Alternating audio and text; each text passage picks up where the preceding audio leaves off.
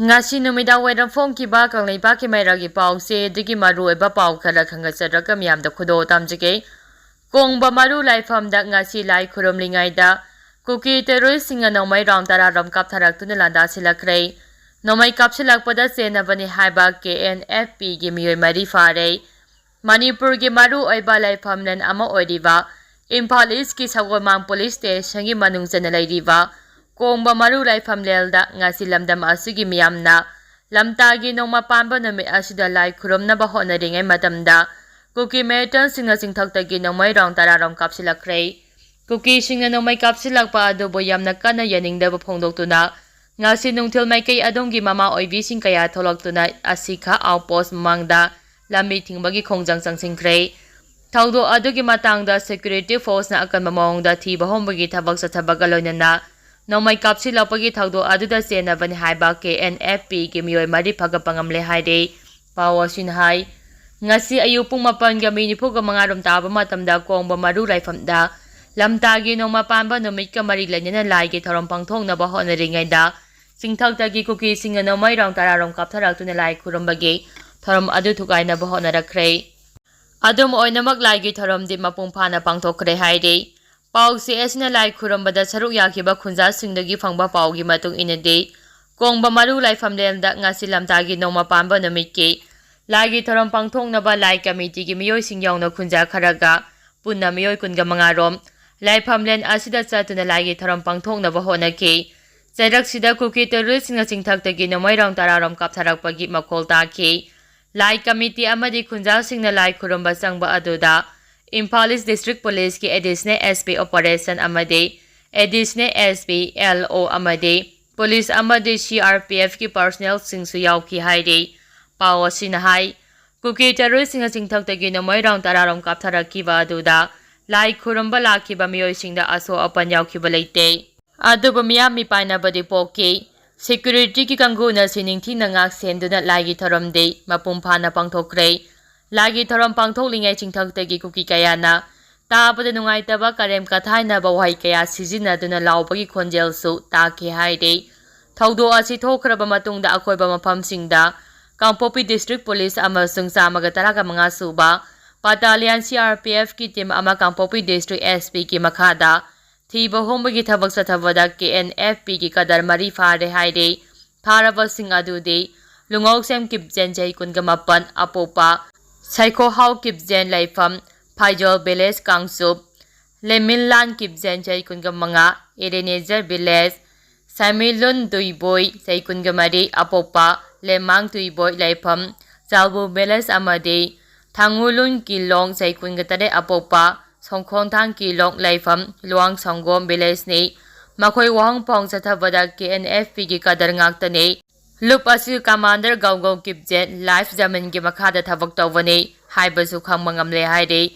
paraba miyoi mari asi Kangpopi Police Station na khusinakre makhoi gi mathakta case ama lakhotuna makhata na thijin humjimbagi thaba haukhre haide panba yabadi kongba maru gi mathakta Assam Rifles to hanadagi ngak senduna laidibani AR sing laini laina kuki sing na matau karamna nomai kaptharak libano marak asida kongba maru laifamlen lai khurum pham asida Mangjangna security force deploy tawduna lairibani haide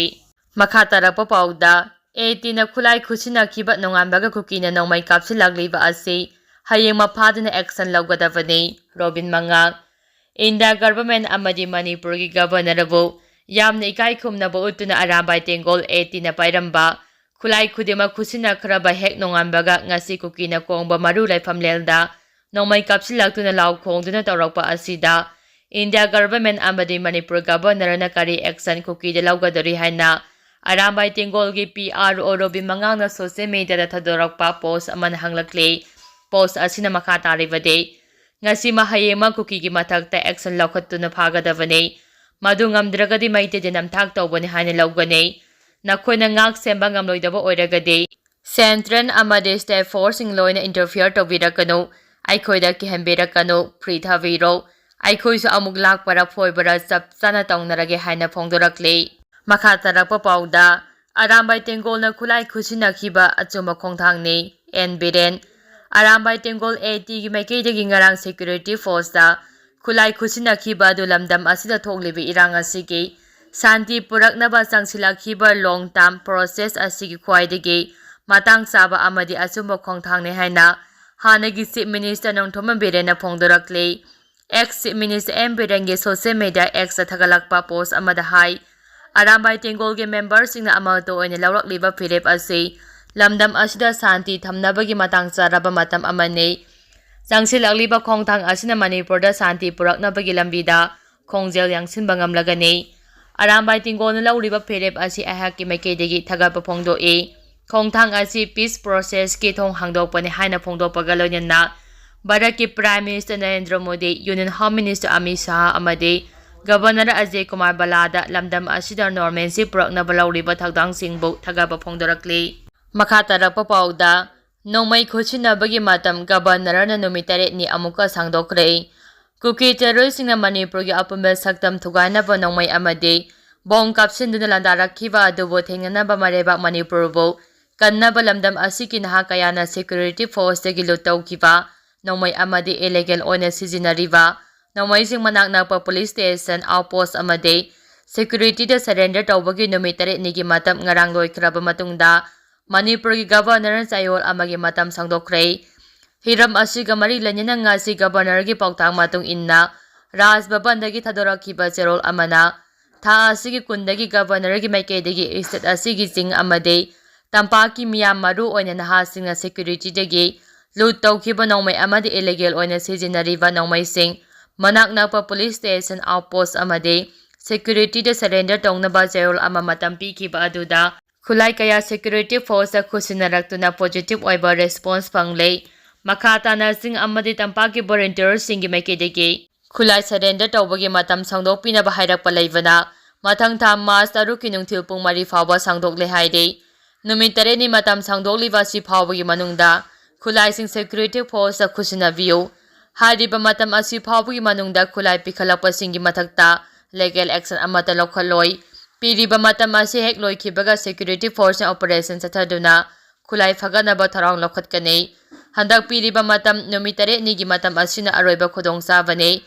miyamna sulamdam asida santi amadi ingtapa hanjilaknaba honabada mateng pangbiyu haina cherol asina haide panba yabade ngarang phawbada security force tunga ba nongmai sahumga supna tare surrender tawkhre hariba nongmai singadugi manungda nongmai chani ga nufuga tarukti Arambai Tengolna khusinarakibani haina Manipur police ki PRO ki cherol amana haide Seraksida ngarang numidang amadi ngasi su Manipur gi sing amasun tampaki tunga ba police station singda khulai kaya surrender tarokhiba leire haide